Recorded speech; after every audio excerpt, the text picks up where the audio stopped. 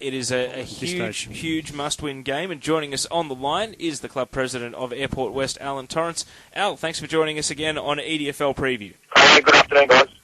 A big day for your club at Hanson Reserve. Adem and I were saying this time last year it was the match that Airport West won to really signal themselves as premiership contenders. A year on, things are very different. You find yourselves in a bit of a dog-eat-dog situation. What's been the mood around the club heading into this huge game this weekend? Yeah, pretty similar to last year. I think our club's done pretty well setting themselves against Greenvale, by the preliminary final debacle last year. But I think this game last year we did set ourselves and we won convincingly. And we were lucky enough to get Greenvale up there early in the year while they had a few out. So the mood around the place is very, very similar, guys, in terms of the big opponent, back-to-back champions, and we've got them at home again. So we're pretty pumped. Al, Adem Papal here. Just on today's game, how's the team looking? Is there many injuries? Is there anything you can tell us about inclusions? I know the young kid. I think the young kid who debuted last week playing for the Cannons. That's correct, Adem. Young Tyson Young's got his first game with the Cannons, and we wish him all the best, of course. Young Curtis Schultz, another under-18 player, has had a couple in a row with us now, and he's like Tyson last week against Marlborough Park. He was influential with pace and movement. So Curtis stays in with us. Well, we get back Ryan Gale for the first time. He'll play with Sam Boyd. So finally, we've got a sort of two of our key posts in the one team, which is fantastic. Brendan Godden comes back in with. I'm just gone blank with the other one, but it's a strong side, guys, and probably one of the better sides, the strongest sides we've put on the park this year so far. Al, it's Adem Saricaoglu here. That's good to hear. Obviously, very interesting situation for your club this year. Only one game back from the top four, but interested to get your thoughts on whether, compared to last year, has Airport West dropped off a little bit, or are you just a victim of a couple of other clubs that have improved? Obviously, the big two have been Strathmore and Keilor that have really seemed to improve this year, and perhaps Airport West's rate of improvement hasn't quite matched it so far. Would that be a fair assessment of how your club's gone so far this year? And is a confidence there? That's a big second half of the year. Obviously, you get some key players back. If you can sort of push these teams, you've got a pretty big month coming up against some of the better teams in the league. That if you can't get to finals, that you might be able to cause some damage.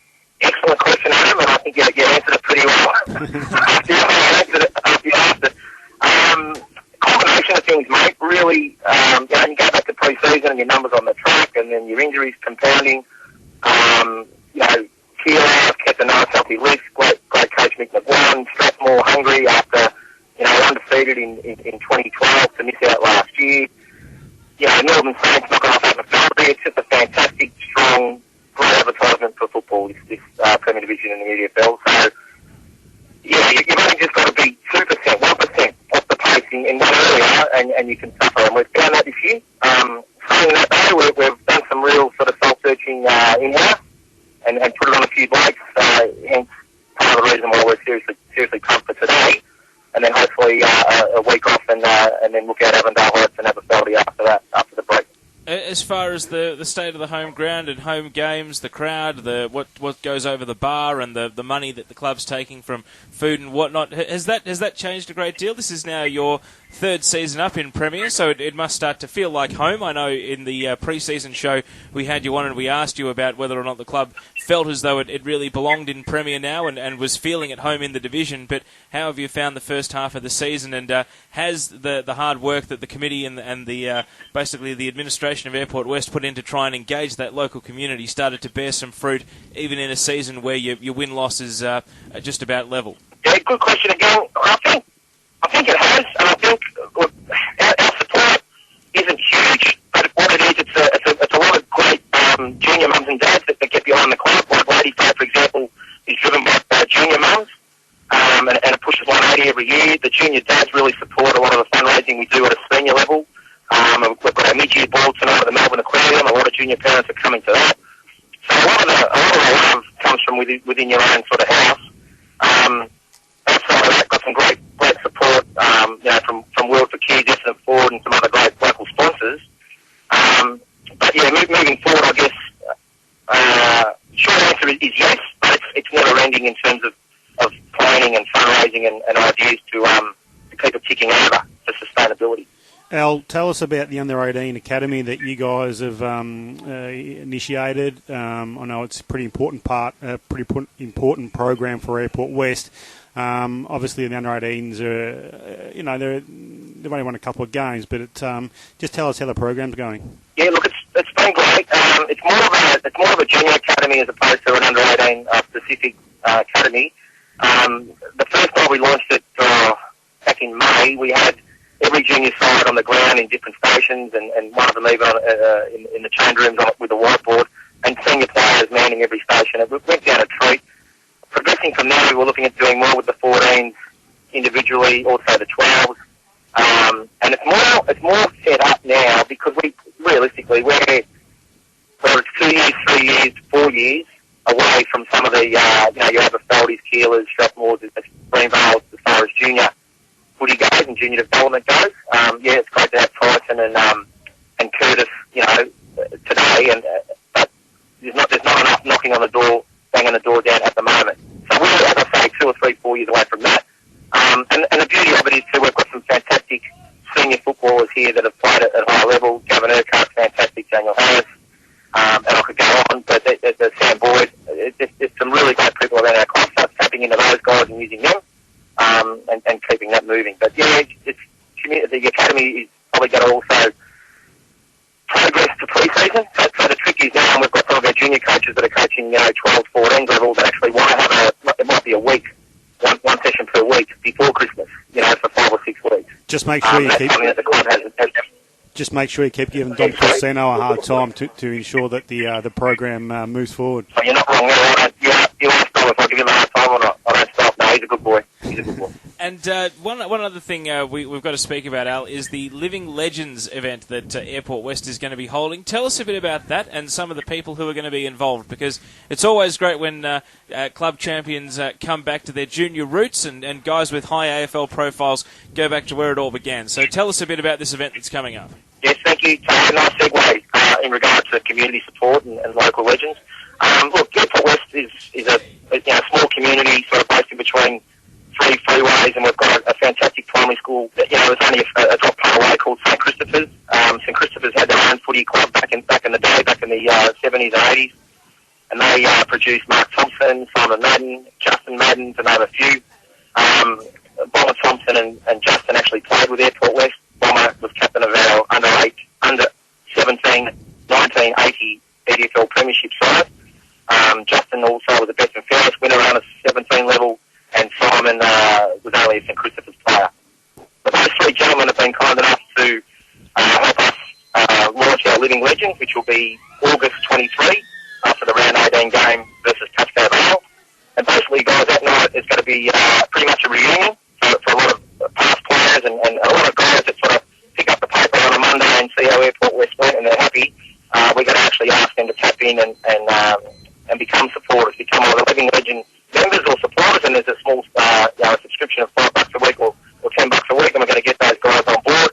And I think from a financial point, we're going to try and take on Greenvale and Aberfeldie, but we're going to have to do it as a collective. So I will be the patron on the night of our Living Legends. There'll be a few supporters that are going to chuck in some serious coin, and as I say, there'll be other guys, members and supporters that'll be able to chip in little bits, like my good self, be it $5 or $10 a week. And Living Legends will be born in 2014 for Airport West. Well, it's great to hear about that function coming up. I hope it's a big success, Al. Thanks so much for joining us this afternoon. Good luck in the game. We'll all be keeping a very keen eye on the quarter-by-quarter scores from Airport West versus Greenvale, and enjoy the afternoon of football. Certainly will, gentlemen. Thank you very much for your time and keep up the good work. And the visiting club president is Justin Peagram from the Bears. Justin, thanks for joining us again on EDFL Preview. No worries. Thank you for having me. So a big match today for Jacana. It's huge pressure for them. They're sitting in the top 4, and Burnside Heights arrives as a team that we thought, at least in the media circles, may have hit the wall. Please fill in the blanks for us. We've seen some unfortunate halftime scores rolling in, but then you won a quarter against Coburg Districts last week, even though it was a big loss. So where's the team at? Has the team hit the wall? And how is the first season tracking along after the halfway mark of the season? Yeah, so you're probably right. We have probably have hit a partial wall, but it's probably more to do with injuries. We've had a huge run with injuries. I suppose a lot of guys coming back playing football after a few years was to be expected, and it's really been a battle of attrition in the last sort of few weeks. And as a result, there's probably 8 changes a week that we're having to sort of do between the reserves and the seniors. So that's obviously sort of affecting the game structure, but the spirit's still high, which is good. And I mean, it's really just maybe a quarter or two where the guys just sort of switching off or just sort of can't keep the run of the play. But there's certainly passages of play where we're very competitive, and that was shown last week where we are able to sort of take it up to one of the front runners with a quarter. Just a matter of consistency, but that'll come. But we're proud of what the guys are doing, and there's certainly good signs coming forward. I mean, the under-18s are playing some pretty good football and beat the third team last week and has taken them up to the top 2. So, I mean, there's certainly promising signs for the club. Well, on the subject of the under-18s, currently in the top 4, obviously as a start-up club, under-18s is a really tough division for many established clubs to get on the field. And how enticing is the prospect that Burnside Heights, in their first year of Saturday senior football, could be heading to Windy Hill? I mean, wouldn't it be fantastic if on Grand Final day, the Division 2 Grand Final, the under-18s, just happened to be Burnside Heights? Is that a prospect you've been entertaining, Justin, or is getting to the top 4, perhaps you don't want to entertain any grander thoughts at this stage of the season?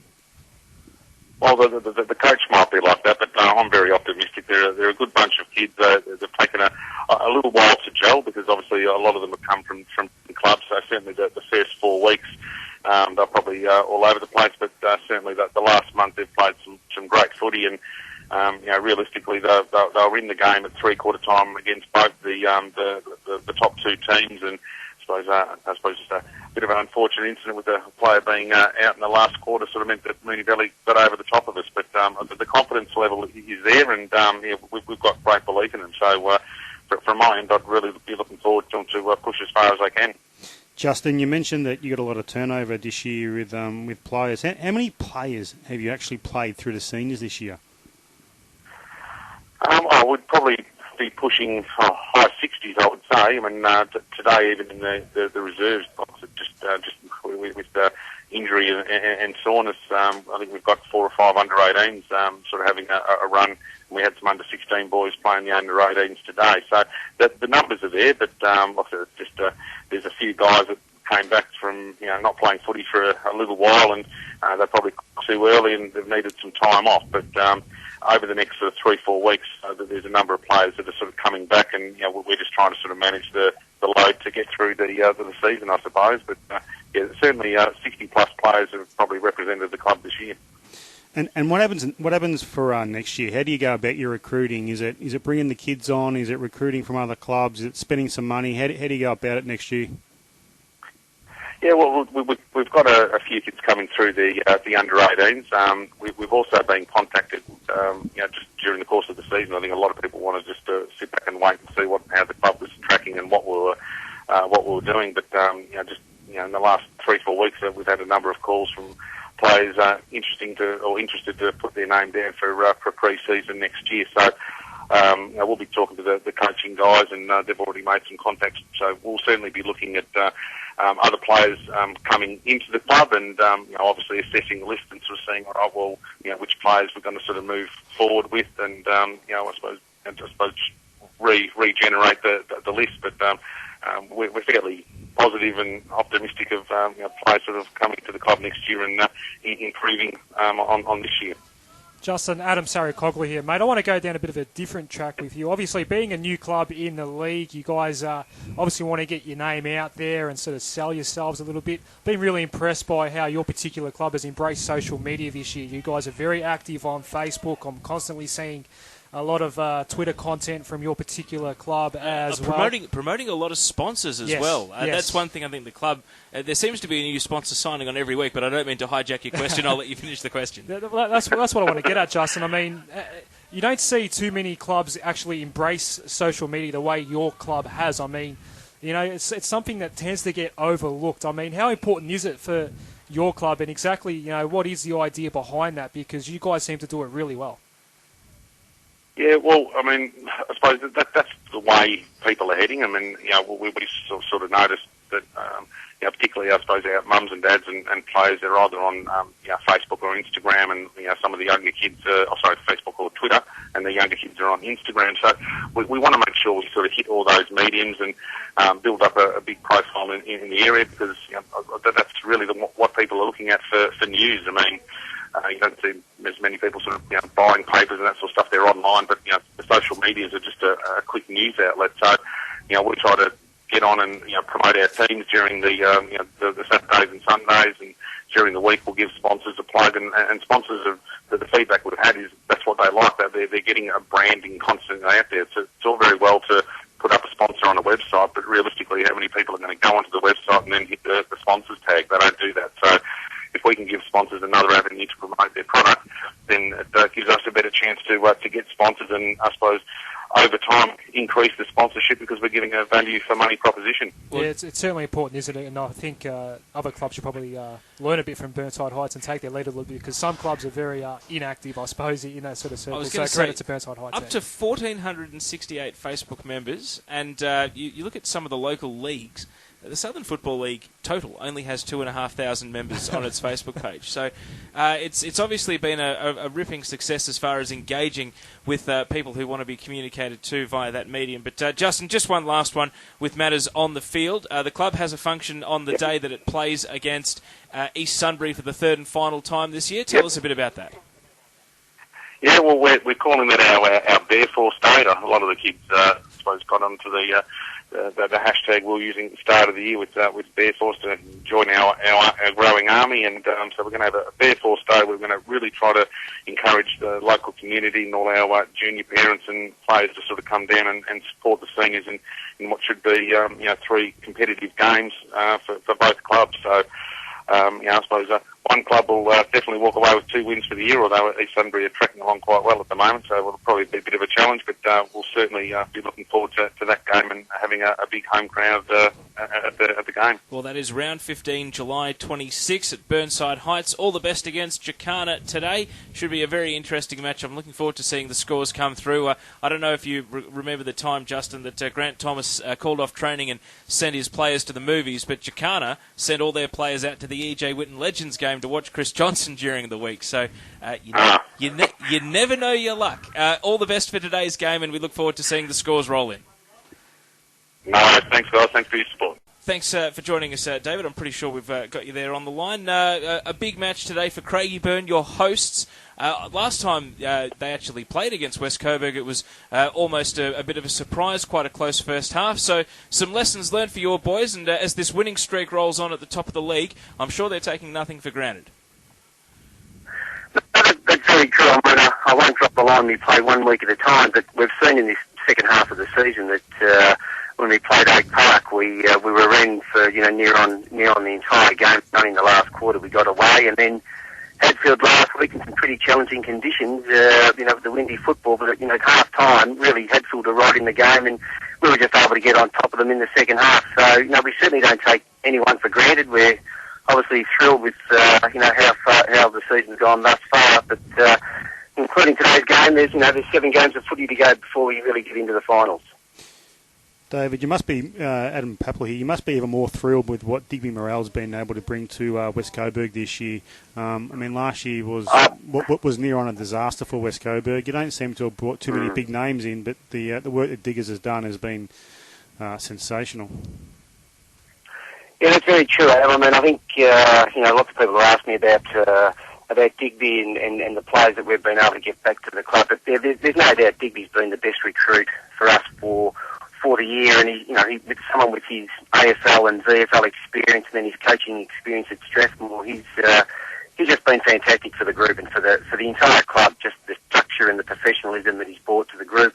And that's people know that Neil Taylor coached us last year, and Neil's been a terrific servant of West Coburg, but Digby just brings that experience that we were probably lacking, and we identified as a committee last year that we really thought that if we were serious about getting from Division 1 back to Premier League, we really need a Premier League coach, and someone of Digby's experience was this person that we really targeted from about August last year.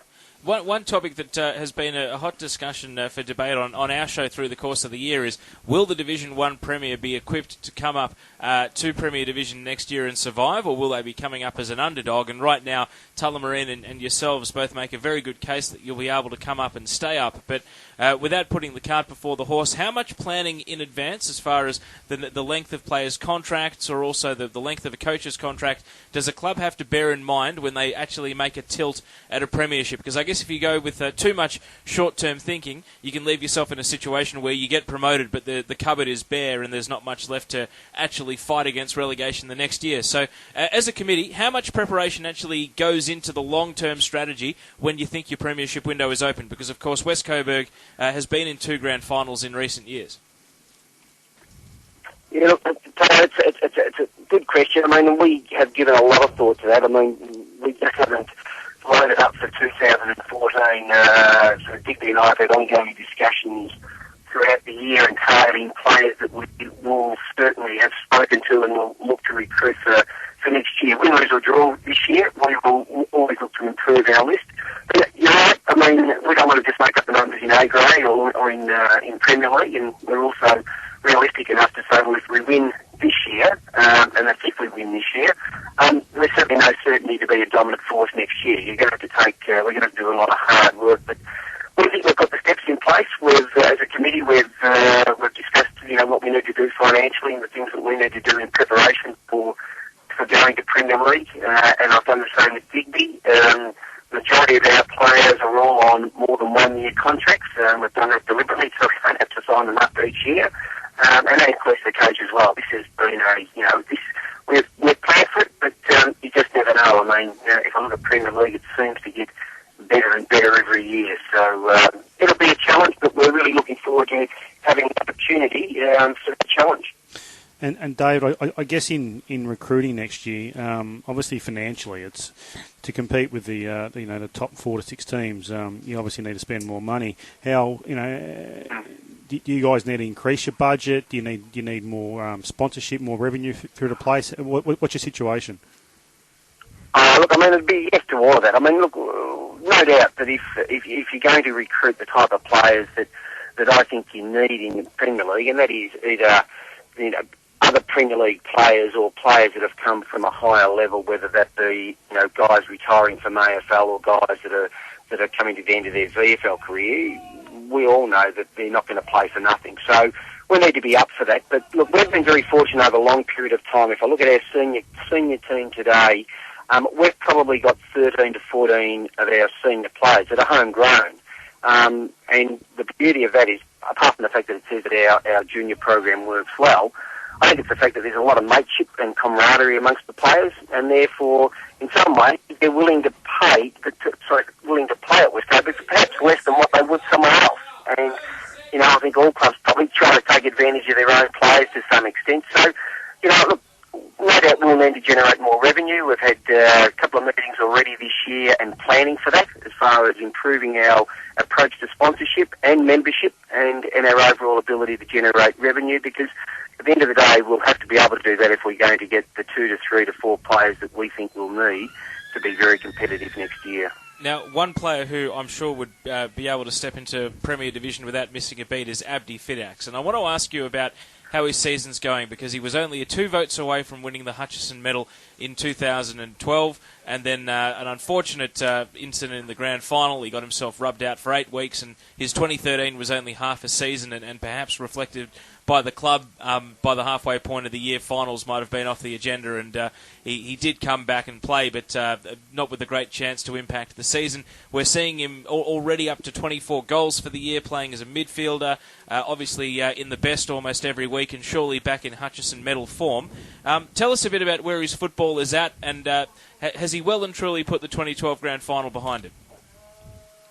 I'll deal with that first of all. Yeah, he has. I mean, but it did take him some time to get over that, and it took the club some time to get over that. If I reflect on season 2013, I think we could almost, in hindsight, I could have predicted that was going to be the case, the fallout after the debacle in the grand final. But Abdi's been terrific. He's done a terrific pre-season, probably hasn't missed a training session for the year. I'd probably consider him to be the best player in our side on pure ability. I think, he's a wonderful player, and I'd expect that he would go close to winning the Hutchison Medal again. I think if we stopped and did our best and fairest now, he would be right up in the voting. So he's a wonderful player, and him being suspended last year for the first half, that hurt us as well. I mean, that had a dramatic impact when your best player isn't available. But look, he's got over that. He's very remorseful for what happened at the time. It was one of those things in football, and he's just endeavoured to move on as best as he can, and the club's endeavoured to support him as best as we can. And just lastly, before we let you go, David, up on the EDFL YouTube channel right now, Simon Pace, who made a film about the West Coburg Football Club, a 40-minute short documentary in 2009 called Anyone's Game. It's an amazing watch. I only watched it for the first time about 6 or 7 weeks ago, having discovered it on the web, and now everyone can jump on the EDFL YouTube channel and watch it. It was a great insight into the club. I mean, as far as going behind the scenes and seeing what it takes to run a suburban club, it's actually one of the best football documentaries I've ever seen. And I just wonder, we're now 5 years on from that. It's hard to believe. And do you have any recollection of what that season was like with the camera in Dave Callender and the players' faces all year round, and basically the demands it put on the club to have your every move followed by a film crew that was putting together a documentary? Yeah, look, it was an interesting experience. I remember when Simon came to us with the idea, and there were a couple of very funny moments that obviously never made that 40-minute doco. But look, it was handled really well. I mean, David Callender's a terrific bloke and a really experienced coach, and David was able to handle that really well, and it never really seemed to intrude as to what we were doing. We had some great characters in Rabi House back at the club at the time, and I think from memory the doco featured when they went down on their camp, and some of the boys were a bit reluctant to get into the water. But look, it was great. I mean, we certainly had a big launch of that when the doco was finished. So look, it was an interesting time. I can't recall I don't think we played finals that year, but look, it didn't impact negatively at all on the club, and we, as I said, there were some things that would have been on the editor's floor that were very, very humorous that never saw the light of day, thankfully. Well, it's a great insight into what the club was like 5 years ago, and I'm sure some of the things still ring true now. It's almost game time, so we'd better let you go, David, but thanks so much for joining us on EDFL Preview, and look forward to catching up with you out at Shaw Reserve next week for the blockbuster against Tullamarine. Terrific, look forward to it. Thanks, fellas. We've had too many ebbs and flows for the season that it's been, and been able to find a consistent performance right across the ground from go to woe was really it's a testament to the hard work we've been doing throughout the week in, week out. It's a testament to the players to not get starstruck and think, oh well, we've got a Darcy Danaher out or a Josh Toy out or a Tipper out, and a lot of that nucleus from their juniors pushing through the seniors came through today. So it was a great reward for the effort that we put in. One thing that really stood out to me was the ball movement and the clean hands. Poles apart from a couple of weeks ago, end-to-end transition, but also just in the clinches under that Avondale Heights pressure. Why do you think that was so good today? Was it just a conditions thing, or was there just a application? Because I had Patak in my votes. Adem, who did you have in your votes out of the Aberfeldie team? Cubilo, El Hooley, Reamers. Yeah, so yep. A lot of those defenders and midfield types were in there just because they really stood out today moving the ball. Why was it so good today? You could throw a blanket across them all. Zach Hislop was tough. We just had a toughness about us today. We identified the key elements that we really wanted to hone in on against Avondale Heights. It just wasn't just a casual approach, a week-to-week approach. So we really honed in on a couple of areas, focusing on their midfield, which is, it's been stellar, and we had to really match that in terms of intensity. The training loads of what we've been undertaking at the moment have been heavy. Call it a mini pre-season if you like. So I think to see some fruition there, it's more a between the ears thing rather than what we saw in a physical sense today, which I think was the attributing factor. Was it your best game for the year? No doubt. Yeah, no doubt. I think for what was on the line, for the opposition that we had, and from the trough that we had found ourselves in, and we'd put ourselves in that position to respond to the way we did, but to not see any drop-off quarter by quarter was really good. We'd had winning positions at three-quarter time before. We had drop-off, so it was a real strong focus to see it through. I want to mention that, Tom. Congratulations on the win. I thought you guys had 22 winners out there today. But how much did that Greenvale loss affect you guys? And Anthony Lasco, our boundary writer, mentioned that it was actually mentioned today that we don't want to, that you guys don't want to drop off like that. The Greenvale aberration. Yeah, look, we're learning a lot about each other. I'm new into the coaching group. We've got new players in. We've got young fellas in. The core or the average age would be quite young compared to what we had last year. The grand final team lost 8 players out of the VFL, AFL, and we've had to blood some new ones in. So there's that learning process of learning your role. It's a confidence thing.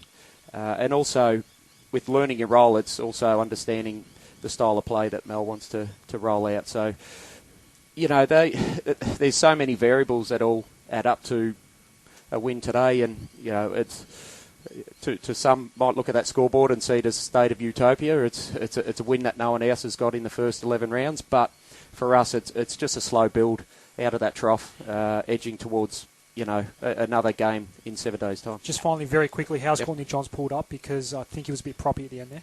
Yeah, Johnsy's he was a bit sore. He came out. The bye's a blessing next week for a lot of our guys. We'll find a fair few will come back after the bye, but yeah, he was a little bit sore with his toe, but it's a manageable thing. So Jack Mack as well. Yeah, just a very, very slight strain of his hamstring. So again, the week off's a blessing in relation to that. But we've probably taken on an Alistair Clarkson perspective. We haven't really looked at the personnel as such. We look who can fit the role, and they've got to play the role. Sorry, Marcus, we just wanted to make sure we had our phone guest before we said goodbye to our guest here in the box. Congratulations on a sensational win. The Essendon Doutta Stars coach on the line. Tell us about the final stages as you held on for victory there. Yeah, no, I think we were about 5 goals down at three-quarter time, and we just kept coming, and we ended up kicking a goal, put us in front, and they got the ball free through the middle. They kicked to a one-on-one. Connor Thompson brought it to ground. Justin Sherman was down there, so we were a bit worried he was going to grab it, but one of our boats got the ball, cleared it to Tommy Wallace on the half-back flank, and the sign went. So could have gone either way. They marked the ball. They would have probably had a shot after the siren. So yeah, that's how close it was. Marcus, Adem, Saricaoglu here, mate. Congratulations on the win today. Another close one against Paco. We were there for match of the day the first time around, and obviously Paco got you there in a very close game. What was the difference this time around, and did you learn any lessons from that first meeting earlier in the year?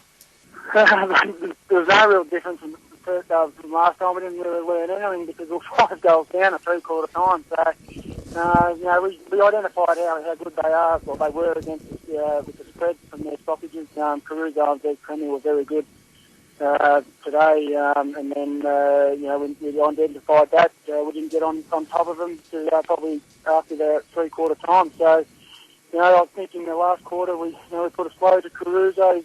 Big Premier slowed up. Sikora probably slowed down because he rucked all day. So that was a win for us. And we just kept surging the ball forward and kept putting pressure on their defence because we had pretty good forwards down there. And Robbie Hicks kicked the winning goal from a nice crumb. Marcus, as far as the result at the other game, Maribyrnong Park and Northern Saints played a draw. It means that your team is still on the bottom. The pressure doesn't really come off. It's now a 4-team battle against the drop. How important is the momentum generated today? Oh, look, it's huge. It just shows we just need to win games, and and that's what it comes down to. We've got 6 weeks to go, and if we don't win enough games, we'll stay on the bottom. So we just need to continue to win a few more, and if that doesn't happen, we'll end up staying there, and that's just the way it is. We just have to worry about ourselves. We can't worry about other results, and if we worried about other results, then our performances would won't benefit from it. So we just need to make sure we worry about winning more games. And as has been discussed extensively through the year, you've had such rotten luck in the close ones. How nice to finally win a close one. Yeah, look, we've had four games under a goal, and it's good to be on the other side today. And we did it the hard way. We jumped from behind, and we had a belief before the game that if we stuck to our task for 4 quarters, then we'd win the game. But unfortunately, we didn't really stick to our task to the last, and we were still able to win. So it's a bit of. Well, Marcus, thanks so much for joining us on EDFL Review. Congratulations on the victory and all the best in the coming weeks. I'm sure we'll be calling another Douttas game soon. Enjoy the win. Yeah, thanks very much. Thank you. Marcus Barham, the Essendon Doutta Stars coach, joining us on the line there from his team's 2-point win, coming from 28 points down at three-quarter time against Pascoe Vale. This is EDFL Review. Apologies, listeners, for the confusion, but we were trying to get a correspondent to call in from Marby versus Northern as well, and we weren't sure who we had on the line waiting for us down the other end of the telephone line. And also thank you again to Tom Hallinan from Aberfeldie for speaking to us. Mal Michael obviously doesn't like walking over to the other side of the ground. Or I think he might have been tied up with the print media. But what do you make of the reflections there on both those results? Well, I'll start, Adam. I think that Tom was almost understated the win. I think that Aberfeldie, they've got every right to be very happy. But one thing that he mentioned I thought